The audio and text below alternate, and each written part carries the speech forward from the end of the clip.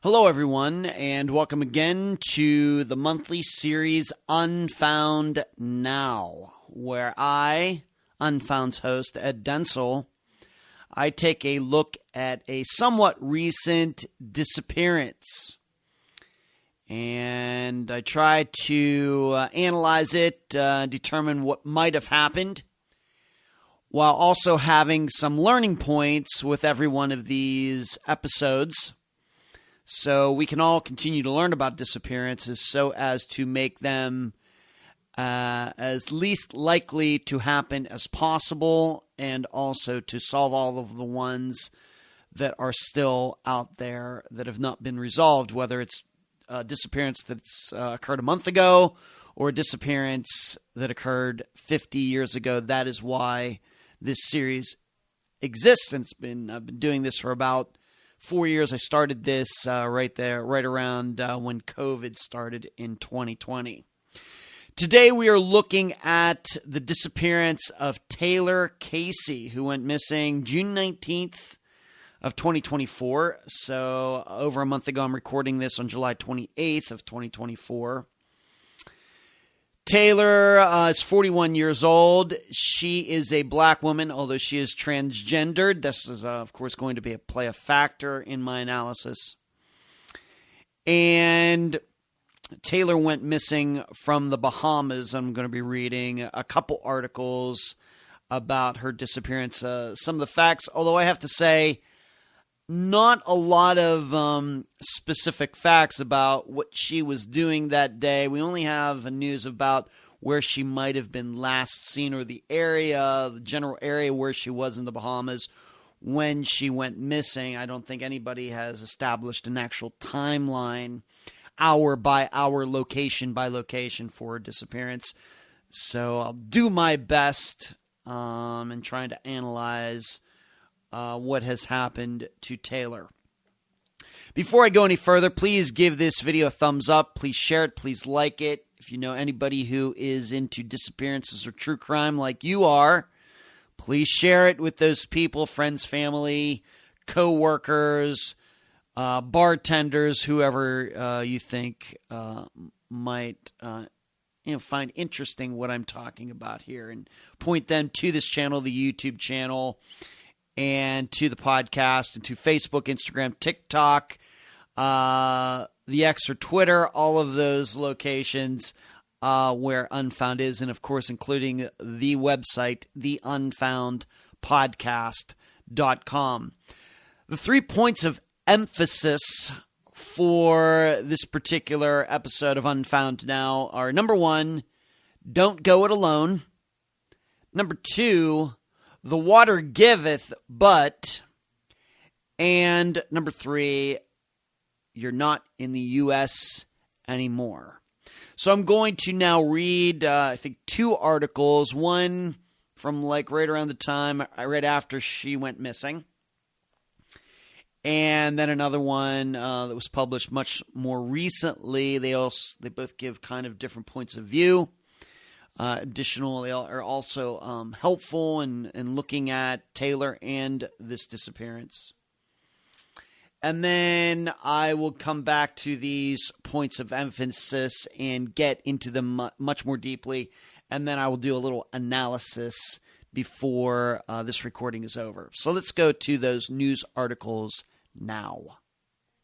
This first article comes from WBBM News Radio, and it says, a Chicago area mother is in anguish after her daughter disappeared in the Bahamas while on a yoga retreat.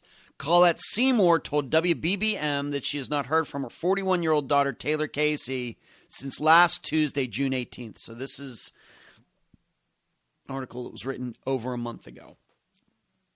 Taylor sent me pictures of Taylor in the water and everything, Seymour said. She said she had no idea that anything was wrong until she received a phone call from someone at the yoga retreat on June 20th. They asked me if I had heard from Taylor. Seymour recalled. She responded, "When was the last time you all seen Taylor?" Seymour said she never got a straight answer, and that's when she started to worry. According to the Royal Bahamas Police Force, Casey was last seen in the area of Paradise Island in Nassau on June 19th, but Seymour questions that.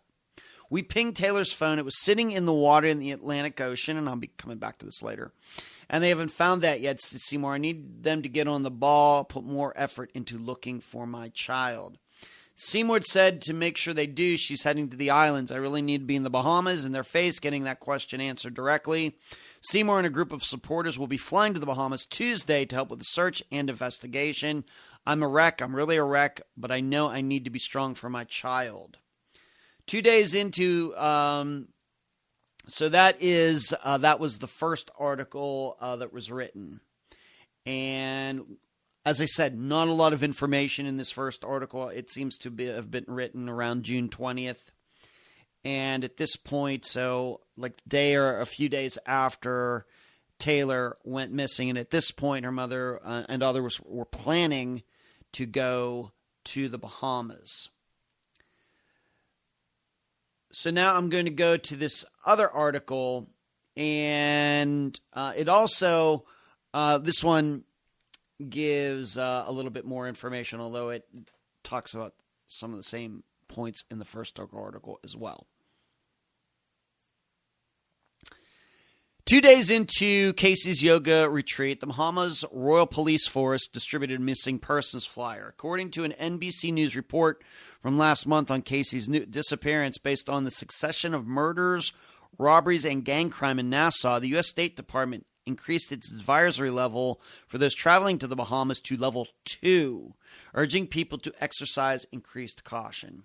Last Thursday, authorities in the Bahamas say they recovered an iPhone that potentially belonged to Casey, though they admitted on Monday that still have not been able to access the contacts and contents of the phone. Overall, the U.S. State Department urged everyone traveling to the Bahamas to keep a low profile. When a friend texted McLennan about the news of Casey's disappearance, McLennan tells Reckon that it was really shocking, especially given the backdrop of LGBTQ lives lost within the past few years amidst the anti-LGBTQ hostile landscape for community members nationwide. I'm moving through an intense amount of grief in this unknowing space, McLennan continued, and I just want her to not hurting in any way. McLennan's fear of Casey's safety is deeper than the surface. Casey is transgendered, a detail that wasn't disclosed to the public until last week by her mother. Out of 321 murders of transgendered, non-binary, and gender non-conforming people reported worldwide from October 1st, 2022 to September 30th, 2023, 74% of those were committed in Latin America and the Caribbean, as revealed in a study by LGBTQ advocacy group Transgender Europe. Meanwhile, the study also revealed that 91% of the worldwide trans, non-binary, and non-conforming murder victims happened to be trans women or feminine presenting, a majority of whom were of color. In the Bahamas, particularly, consensual same-sex sexual activity is currently still partially banned. When Casey's mother, Colette Seymour, disclosed in a press release on July 9th that her daughter is trans, she followed up with NBC News that following day that she said that she withheld Casey's trans identity for the sake of not taking the focus from simply finding a missing person. Reports were going to put the focus on, Taylor's transgendered, which should not be the focus at all, Seymour told, and I'm going to talk about this in my analysis. When asked if she thinks Casey would have been found sooner had she been white and cisgendered, Seymour said, without a doubt. Seymour isn't the only one who believes race and gender plays a part in dire situations like Casey's. For Rihanna Lynn, racism in the wellness world is not particularly new. Lynn is a black queer food entrepreneur. I have a hard time pronouncing that word for some reason. And nutrition thought leader based in Evanston, Illinois. Lynn's connection to Casey's story is intergenerational. Lynn's grandmother, Gloria McCartney, known to many as Radha, was one of the first black yoga teachers at the Sivananda Ashram Yoga Retreat over 40 years ago, which is where Taylor went missing. The same retreat Casey attended when she went missing. Although Lynn lives in Illinois, they grew up in Chicago after their grandmother migrated to the city in the 1950s. My heart immediately began to ache for Casey's family, Lynn said, recalling the news of Casey's disappearance, reflecting on the community their grandmother had built down in Paradise Island. I don't know what it is like today compared to when my grandmother was going there, but I do know that it's very hard for a place like this not to galvanize more instantly. They tell Recca that they hope that this creates more of a level of standard of community care for thousands of women, especially black women, and more specifically black LGBTQ women that go missing or murdered. I hope this can turn into a more replicable platform, and I hope that the family is able to gain some peace. Shortly after Casey was declared to have gone missing, community members in Chicago quickly organized to spread the word through the Instagram account at Finding Taylor Casey.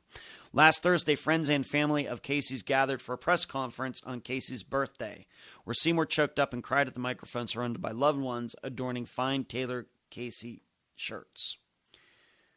When I cry so hard I have to hold my eyes in because I feel every blood vessel in them is going to burst. Seymour was accompanied by a longtime friend of Casey's, Emily Williams, in which the two visited the Bahamas around a week after her disappearance in efforts to help move the case along. We went to the Bahamas to get answers. We left with more questions, Williams said during the conference last week. They want us to believe she left of her own volition. But despite what statistics on the murders of black trans women, despite LGBTQ politics in the Bahamas, and despite the long journey the search for Casey is taken, her loved ones continue to remain vigilant in finding her. For her birthday, the Finding Taylor Casey Instagram account made a post that read, "We believe that Taylor Casey is still alive and will be found. While we are grieving her disappearance, we are also celebrating her life. Happy birthday, Taylor." And that ends the second article that was written. Was just written recently, and once again, I'm recording this on July 28th of 2024, and Taylor went missing on July 19th of 2024, so a month and about 10 days ago. So now I want to go back and look at those points of emphasis for Taylor's disappearance, and then I'm going to do, as best as I can, an analysis of her disappearance, even though we don't have a lot of details, and we only have a very vague location. And as you heard in this article, I guess there are people out there who still believe that Taylor is still out there in the Bahamas, I guess alive somewhere. And of course, I hope that to be true, but I'll let you know what I think when I get to my analysis. All right, point number 1, don't go it alone. What's unclear to me, I've tried to find out why this is, but of course, people do go on vacations on their own, and I have gone on vacations by myself. Almost all the vacations I've been on have been by myself as an adult after I moved away from Pennsylvania. But I'd want to know why Taylor went to the Bahamas by herself. As I continue to state, disappearances are about people, not circumstances. And so when I start looking at Taylor, I think what would be helpful to understand how Taylor would react to different situations first starts with, Taylor wants to go to the Bahamas. Why does she go by herself? She obviously has plenty of friends. Was this a conscious decision? Was somebody supposed to go with her and didn't go? Did somebody back out? There was a falling out between friends before this trip happened? Something. But as you would probably suspect, when you use something like this, man or woman, transgendered or not, your odds of disappearing go up when you're by yourself. And you're going somewhere that maybe you've never been to before, you're not familiar with the area. And in fact, even here on these Unfound Now episodes, how many disappearances have we featured? People driving from one location to the other and going missing. They're driving by themselves, the car is found, and eventually these people were found, of course, very sadly deceased. And what do you start thinking? You start wondering, well, had this person been traveling with somebody else, would this have happened? So this is why point 1 here, don't go it alone, is that I don't care if you're going to the Bahamas or yoga or whatever else, be conscious of this. Be aware of your surroundings. There are safety in numbers. And it doesn't even necessarily matter who those numbers are. It doesn't have to be, you don't have to have like a bodyguard with you or anything. But certainly there are safety in numbers. Now, are there exceptions to this? Of course, like Jacob Wetterling. He was a boy from Minnesota who got kidnapped and eventually murdered. He was with two of his friends, and the predator who ended up picking Jacob out didn't care. The three of them were together. The guy comes up, scares the other two off, and takes Jacob. Now, maybe with children, it's maybe a little bit different of a situation, but we're talking about adults. Safety in numbers. And, of course, the issue, though, as I've learned, and this is not something that I could have ever predicted before I started doing Unfound, the podcast that comes out on every Friday, of course, on Spotify, YouTube, iTunes, everywhere else, is that what I've found out that sometimes people often go alone on purpose because they already have something in mind. It doesn't necessarily mean something of a suicide nature. Maybe they're going to meet somebody and they don't want to tell anybody about it. Or maybe they have habits, maybe drug habits, alcohol habits, that they don't want anybody else to know about those problems. And so that's why they go alone. And so this is also in my mind that did Taylor go on this vacation alone because of something? I don't know. I don't know her well enough. No information to support that. Like I'm stating, though, my experience in all these disappearances, we're up over 340 disappearances that we've featured on Unfound. And what you do discover is that in retrospect, some of these people who went missing wanted to be alone for reasons. Like I said, drugs, alcohol, mental health issues, going to meet somebody. Maybe even a perfect example that I can mention here is like Tyler North. Everybody thought he was a single guy again, and he certainly wasn't telling people otherwise. But when he left his sisters that night in the state of Kentucky, she thought he was going directly home, when really he was going to meet his ex-wife. And what happened was the ex-wife and her new boyfriend killed him. Why was Tyler getting together with his ex-wife? Because they were still having sex. So maybe we need to keep an eye on this. When you hear about these kinds of disappearances where people are alone, were they alone for a reason? Was this some kind of plan for them to be alone, or were they lying about being alone? Something we always need to consider. But if we're just going to look at this as a straight out, you're thinking about going somewhere by yourself, I realize a lot of times that's unavoidable.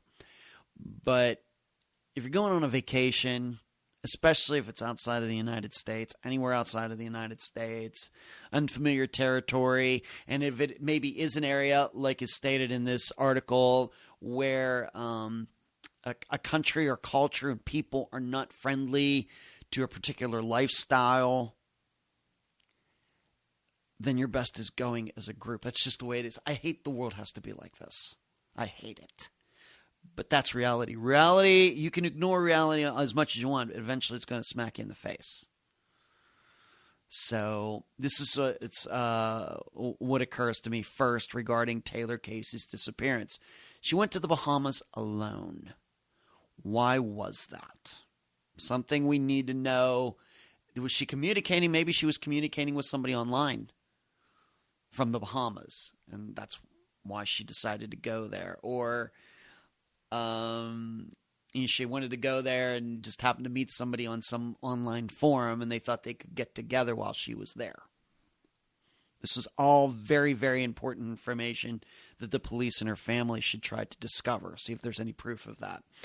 And some of Unfound's other disappearances that come to my mind when I think about people being alone, I think about Helen Diamond, who got left alone.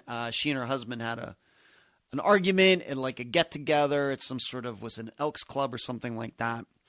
And he drove off, and she decided to try to walk home by herself. And she's never been seen again from Michigan. That's a disappearance, I think, from the 1980s. There could be a foul play angle. Maybe, maybe not. Julie Weflin, a woman working for a power company in Washington, or was it Oregon? No, I'm second guessing myself. I think it was Washington. The state of Washington. She alone went out to look at a particular power transformer that was malfunctioning, and eventually it was discovered that she had been attacked while she was there by herself. Had she gone out there with another worker, a co-worker, a supervisor, something, I'm guessing then that doesn't happen. And then if we want to look at men, we can think of David Schrader, who was having something going on mentally, and he was left home by himself. His wife was only gone for a little while. Half hour she came back. He was gone, never to be seen again. If he's home maybe with one of his children or a friend or somebody, a brother, another family member, I'm sure he doesn't go missing. So that is the first point of emphasis for Taylor's disappearance. Don't go it alone. All right, point of emphasis number 2, the water giveth but. And the reason we're talking about this is that there was a phone found, and although it didn't state it in one of the articles, I did find a piece of information. Maybe it was on Web Sleuths, a link to another article or something. There was a phone found in the general area of where Taylor was last seen, and the phone was found in 50 feet of water near a dock. Now, it's somewhat unclear because they haven't been able to open it, or I think they got it to work, but I don't know if they've been able to actually get into the phone. We know how so many people have code keys. You have to put 4 numbers in or whatever else, some sort of password to get into phone. I have to admit, I don't have that on my phone, but many people do. And this phone was found, and I was thinking, have we ever covered an unfound disappearance like this? I don't know if we've ever featured a disappearance where a phone was eventually found in water. I'm probably wrong about that, but being that I can't think of one means it's pretty rare. So 50 feet of water near a dock. Somehow they found it, and it did mention in that one article about a pinging or something like this. Well, this is the phone that I'm talking about. And what I think the learning point here, the point of emphasis, is that it's easier to search water than it is land. We don't think of it that way, but it's true. Cars are easier to find in the water than they are on land. Why? Well, if you're going to look for a car in the water, you just have to look along the shoreline. If there's a river, and the river is 100 yards across or 300 yards across or something, there's no need to look in the middle of the river. You just have to go up and down the shoreline. Even if we're talking about a lake or an ocean, anything like that, of course, unless you believe that the car was on a boat or somebody drove a car out into the middle of a bridge, something like that. But even then, that would still really limit where a car could be. And, of course, we have way more roads in any particular country than we have coastlines. So that also counts for something. But it is rare. I want all of you to understand that finding a phone in water and it being connected to a disappearance case, really, really rare. And then we also have to add in, there's a big difference between a river like the Mississippi that we've discussed multiple times on Unfound, or the Colorado that we've discussed I think at least once, or the Delaware we've discussed once, and some other rivers, mainly in the United States, then a body of water like it seems like we're talking about here with Taylor's disappearance, which is probably more like a bay, or it even might have been the actual Atlantic Ocean. Matters quite a bit. Of course, rivers, for the most part, flowing pretty fast. We know, of course, the oceans have their currents, but they go at a much slower pace. So some of these examples are Esther Westenbarger, who was eventually found in a body of water in a retention pond by accident, although it took almost 10 years for this to happen. Maybe we also need to put Flight 370 in this category. A lot of people believe that it's still in the southern Indian Ocean. Of course, my friend Jeff Wise does not. But that's also one that if we were to look at it, if there was only proof that it had been over land looking, you going over land to find a jet is going to be a lot easier than flying over the ocean to find a jet, or even sending down submersibles or whatever else. And regarding water, one more time, we do have some other disappearances where the suspicion is that these people and their vehicles, which are still missing, are in bodies of water. They just haven't been found yet. For example, Audrey Herron and Harry Milligan. Pretty sure that if they and their cars were still on land, they had wrecked somewhere, probably they would have been found by now. The odds, I think, say that. Certainly there are exceptions. But we just have to keep in mind that, yeah, it's great that this phone was found, but you need to understand how rare that is for it to be found in a body of water. It's much more likely for phones to be found on land. We talked about a lot of missing persons phones being found just lying out somewhere, whether in the woods or in a community, on a street, on a sidewalk. We've done that. This is the first in a body of water. So that's point of emphasis number 2 with Taylor Casey's disappearance. Of course, is very relevant given that the Bahamas are an island as well. Point of emphasis number 3. You're not in the United States anymore. This is something we have to remember. I live in the United States. I'm an American citizen. I really try to just stay in my lane when it comes to criticizing countries' disappearance policies and things. Even though I've covered disappearances in Canada and New Zealand and elsewhere, really just try to stick to criticizing my own country. For all you American citizens out there, as much as we have problems in the United States regarding disappearances, you're better off going missing here than in another country. That's just the way it is. So we start thinking about Taylor's disappearance and her being an American citizen and going missing in the Bahamas. You've already heard the stats regarding violence toward transgendered people, gay people. The stats were horrible in the Caribbean and in what they call Latin America. And I'm not going to get into why that is. If those are the stats, I'm willing to accept them.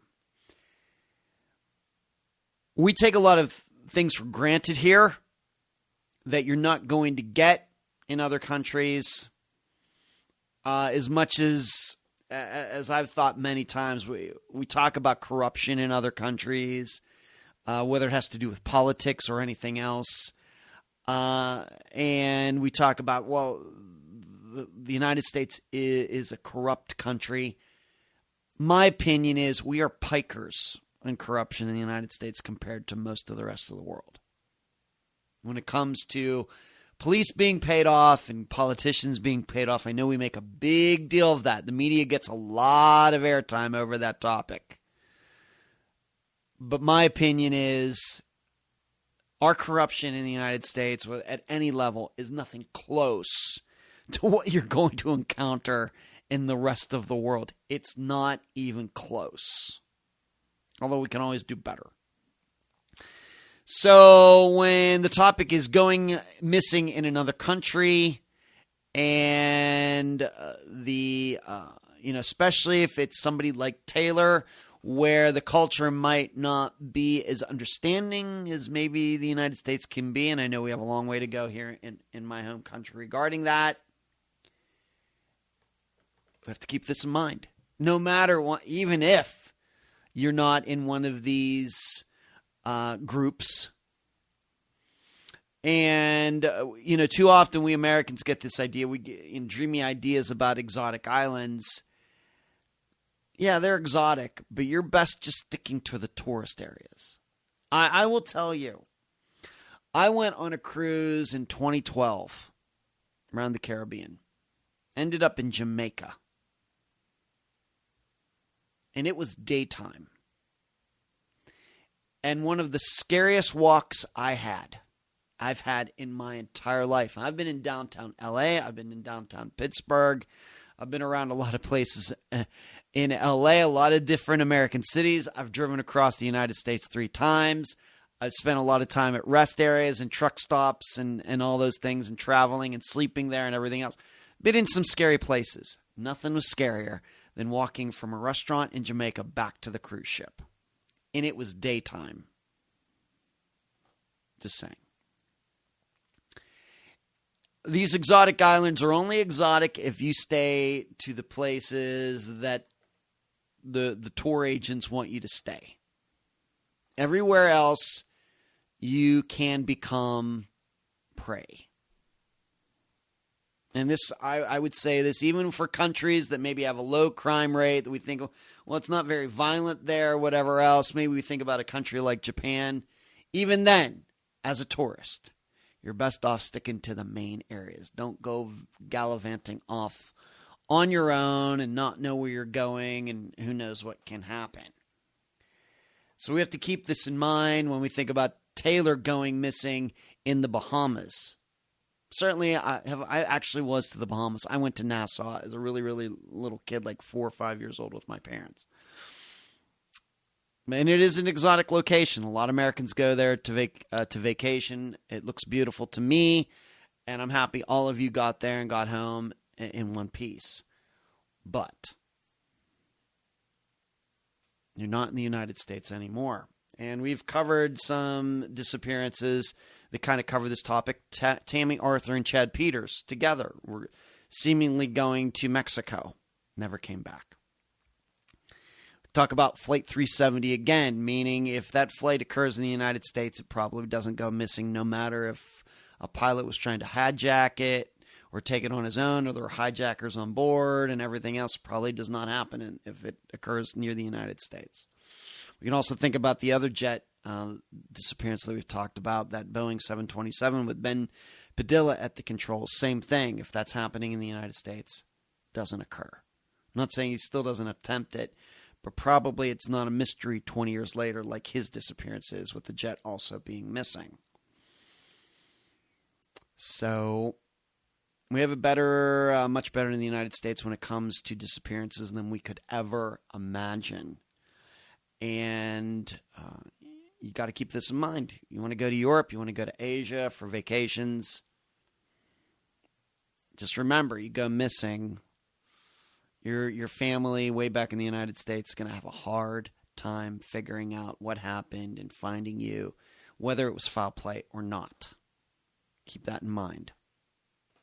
As for my analysis, I want to state something that I said very early on in this episode, is to really do the best analysis of this, to really be as complete as possible. You need to know why she went there in the first place. How long was this trip planned? Did she always plan to go on her own? Was somebody else supposed to go with Taylor and backed out at the last moment? What do we know about all of this? Has somebody been able to check Taylor's email, Facebook Messenger, all these different accounts? Had she already made contact with somebody in the Bahamas, and was Taylor going to meet this person? Because here's what I can guarantee you. If that did occur, that person, whoever he or she is in the Bahamas, knows what happened to Taylor. It's almost a 100% certainty. That, and given that I haven't read anything about that, I don't know if they know it and aren't releasing it, or there's no information, or I don't know if they've done it. I don't know. But that is where my personal investigation would start, getting into Taylor's accounts, anything that could be used to communicate with somebody in the Bahamas. And we know there could be dating apps and all sorts of, we can, of course, contact through online video games, everything. All of it should be searched to see if she was communicating with anybody in the Bahamas before Taylor went there. People do go on vacations, as I stated early on, by themselves. But I think, given that Taylor went missing, we need to understand why that was. I can only speak from my own experience when I've gone to places by myself. Well, maybe in a couple of occasions, I was meeting someone there. A girl I was dating, a person that I knew or something. We were going to be meeting up for a few days. Or, I will be honest, way back in the 2000s, I went on a singles cruise. Well, that's self-explanatory. That's why. What are the reasons for Taylor to go on this trip all by herself? First, that's my first analysis point. My second point is my biggest fear, and this goes to Taylor being transgendered, is that did somebody mistake who Taylor was? And I will admit, I'm a disappearance expert. I will admit that I do not believe, like on the actual podcast that comes out of Friday where we talk to family members, that we've featured a transgendered person. I do not believe so. Not yet. That's not a plan. That's just how I talk to everybody. I don't think that's happened yet. But I wonder how many of the transgendered people who go missing, is it because, at least in this case, did a guy think Taylor was someone that she wasn't? Something like that. And that then led to an argument that then led to Taylor's death. Because I realize there are people and groups who hate these types of people and do want bad things to happen to them. But I also wonder, what is the percentage of transgendered people who went missing, who were murdered because, how do I put this in the best way I can? That a straight guy thought Taylor was biologically female when Taylor wasn't. And how would a guy react to that? I think a lot of guys, I've never, of course, had that happen to me. But I'm guessing probably that happens quite a bit all over the world. And I also realize that most of the time it does not end up in violence or a person going missing or anything. But I'm sure, given how much this probably happens, that there are encounters like this that do get violent. And so when we start talking about violence towards transgendered people, is this one of the reasons? The surprise, the reveal, I guess you might say, or whatever, that then upsets somebody. I wonder about. I don't have any statistics on that, but it's something that comes to mind. And could this be a situation that Taylor met somebody, most likely a guy, and this guy thought Taylor was somebody that she wasn't? Something that comes to mind. Also, what is really distressing to me, and I talked about this during the phone section of this episode, is if that is Taylor's phone and it was 50 feet of water off a dock. Now, my guess is phones are falling out of people's pockets and going into water all the time, all over the world. So there's no guarantee that this is Taylor's phone.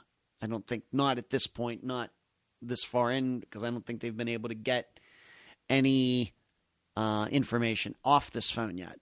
But if that does end up being Taylor's phone, the phone's found there, but she isn't, then very horribly, I think that we have to think that Taylor might have been taken out on a boat.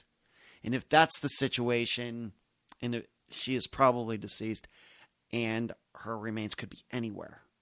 off the coast of Bahamas, off the coast of the Bahamas, anywhere. Did she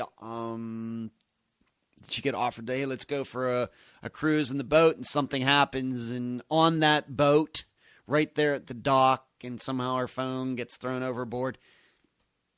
Happens.